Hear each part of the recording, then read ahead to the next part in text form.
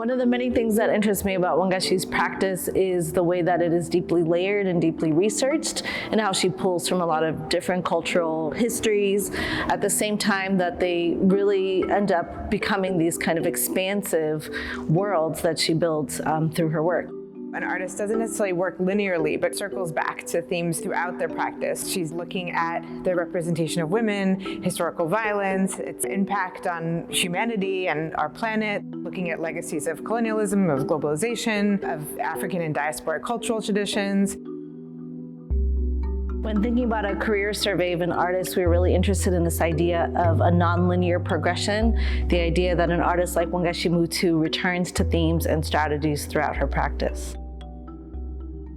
So our exhibition, Intertwined, is named after this small and mighty work. It was inspired by a photograph that Wangechi saw in National Geographic of two dogs known as painted dogs or wild dogs.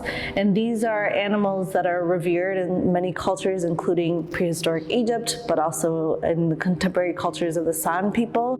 We felt that title spoke to so many of the themes that resonate throughout Wangechi's practice.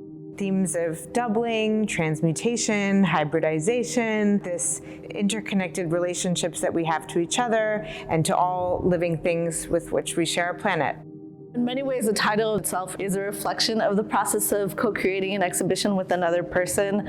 At the end of this process, we're feeling a bit intertwined intellectually in the way that our thoughts have melded, and we have a lot of similar sensibilities around how we curate a show and how we place things in an exhibition. Wangechi has a long history with the New Museum, starting in 2003, when she was included in the exhibition Black President, The Art and Legacy of Fela Anikulapo Kuti, who's the Afrobeat musician and activist. A work that we have in this exhibition was commissioned for that exhibition, a work titled Yo Mama.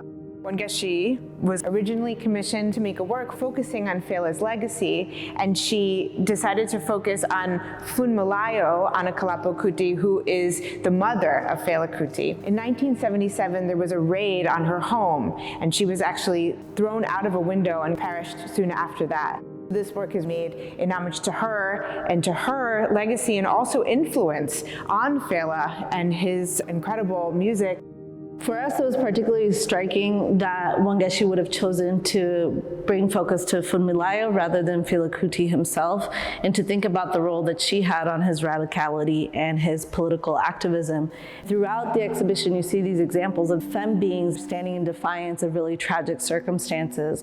She empowers them and also makes us reckon with our own relationship to those structures of violence that affect femme people all over the world.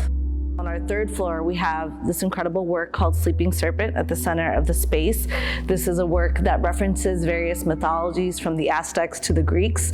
This idea of a hybrid human snake being, and more specifically, a kind of menacing femme being, which is a recurring theme that occurs throughout Wangechi's work. She's also been really interested in this notion of the Unguva, which is this kind of hybrid human, usually a woman, and a fish-like being, which is something that we see translating across different cultures. We can think of mermaids throughout the Americas, Mamiwata, or Yemaya, or Oshun. There's this way that she approaches her work in sculpture where it feels kind of simultaneously monumental and intimate. She's able to bring elements of real life into these fantastical renderings that help us expand our understanding of space, time, reality, help us imagine different worlds, different futures.